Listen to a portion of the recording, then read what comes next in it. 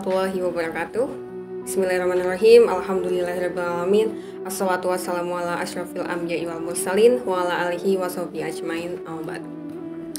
Man amila soliham min dzakarin aw unsa wa huwa mu'minun falanuhyiyannahu hayatan thayyibah wa lanajziyannahum ajrahum bi ahsani ma kanu ya'malun.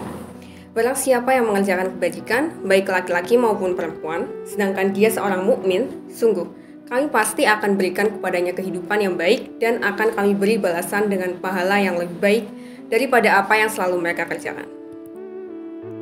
Di sini sudah terlihat ya dari ayat Al-Quran bahwa perempuan dan laki-laki itu setara, sama.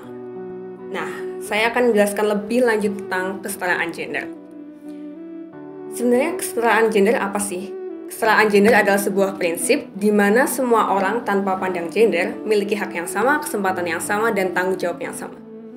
Ini adalah hal yang fundamental atas hak asasi manusia demi terwujudnya dunia yang aman, damai, dan sejahtera. Jadi, equal di sini, sama di sini itu bukan berarti sama persis, tapi lebih ke adil, bahwa perempuan dan laki-laki mendapatkan akses yang sama dalam hak dan kesempatan. Islam itu sudah sangat setara ya. Jadi di sini itu kesetaraan gender itu bukan terus dari barat. Terus kita mengambil itu dari barat atau sebagainya. Itu tidak. Tapi kesetaraan gender itu sudah hadir, sudah memang sepatutnya dalam ketika manusia itu sudah ada. Jadi Islam itu sangat setara, sangat menjunjung kesetaraan gender. Namun mengapa kok susah sekali untuk dicapai kesetaraan gender itu di dalam masyarakat muslim sendiri?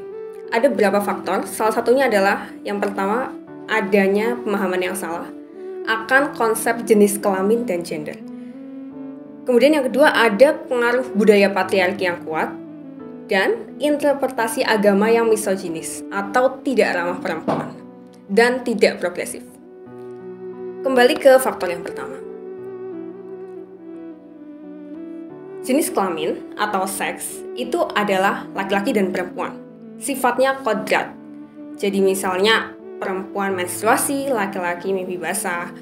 Perempuan punya jenis kelamin sendiri, alat kelamin sendiri, dan laki-laki punya alat kelamin sendiri. Itu tidak bisa diubah. Sementara gender adalah perbedaan peran, perilaku, dan identitas laki-laki yang dibentuk, laki-laki dan perempuan yang dibentuk secara sosial dan budaya. Jadi gender is a social construct. Gender adalah konstruksi sosial. Misal, perempuan baperan, laki-laki pemimpin, perempuan tugasnya di rumah, laki-laki ngantor. Itu adalah gender. Padahal kalau kita lihat nyatanya, yang baperan tidak hanya perempuan, laki-laki juga baperan. Di belahan bumi yang lain, negara lain, pemimpinnya perempuan, sementara di kita pemimpinnya laki-laki. Dan bisa dilihat kondisi negara kita sekarang gimana, gelap, dan ya seperti itulah. Jadi itu hanyalah konstruksi masyarakat bahwa perempuan tuh harusnya kayak gini, laki-laki tuh harusnya kayak gini. Nah, penafsiran agama yang misoginis dan tekstual dalam mengkaji ayat-ayat Al-Quran dan ketidakmampuan untuk mengetahui sejarah sebab turunnya ayat Al-Quran tersebut dan tidak memperhatikan kondisi sosial pada waktu itu serta mengabaikan analisis bahasa, seperti misalnya kita hanya mengkaji terjemahan Al-Quran versi Indonesia aja. Kita tidak berusaha untuk belajar bahasa Arab, tidak berusaha untuk mengerti bagaimana tata bahasa Arab itu sendiri. Nah, itu yang menjadikan banyak multitafsir dan banyak penafsiran misoginis yang berdampak pada kerentanan yang menempatkan perempuan pada posisi kedua setelah laki-laki. Yang awalnya itu setara, egaliter di dalam Al-Quran itu sendiri, tapi karena pemahaman yang misoginis dan lain sebagainya, akhirnya jadi turun. Nah, nilai dasar dalam memahami isu gender itu bahwa Islam itu agama tauhid yang menjunjung tinggi keadilan dan kemaslahatan. Tauhid itu artinya bahwa yang berhak disembah ya hanya Allah, yang mendapatkan kemuklatan untuk nurut dan segala macam itu ya hanya Allah, bukan istri pada suami maupun suami pada istri. Jadi Islam itu memberi keadilan, kesetaraan itu untuk semua makhluk. tidak hanya manusia saja, termasuk lingkungan dan termasuk hewan. Oke. Kemudian ada dari surat Al-Hujurat, ya ayuhan nas, inna khalaqnakum min dzakarin wa unsa wa ja'alnakum syu'uban wa qabaila lita'arafu. Inna akramakum indallahi atqakum. Innallaha alimun khabir. Sungguhnya kami telah menciptakan kamu dari seorang laki-laki dan perempuan. Kemudian kami jadikan kamu berbangsa-bangsa dan bersuku-suku agar kamu saling mengenal. Sungguhnya yang paling mulia di antara kamu di sisi Allah adalah orang yang paling bertakwa. Sungguhnya Allah Maha Mengetahui lagi Maha Teliti. Nah, berdasarkan landasan bayani dalam Al-Quran dan hadis, data empiris macam-macam datanya yang memperkuat pelaksanaan kesetaraan dan keadilan gender yang sudah saya paparkan tadi, dapat disimpulkan bahwa Islam secara teologis mendukung nilai-nilai kesetaraan gender. Secara teologis, laki-laki dan perempuan memiliki kedudukan yang sama di hadapan Tuhan dan sama-sama didorong untuk memaksimalkan potensi dalam segala bidang.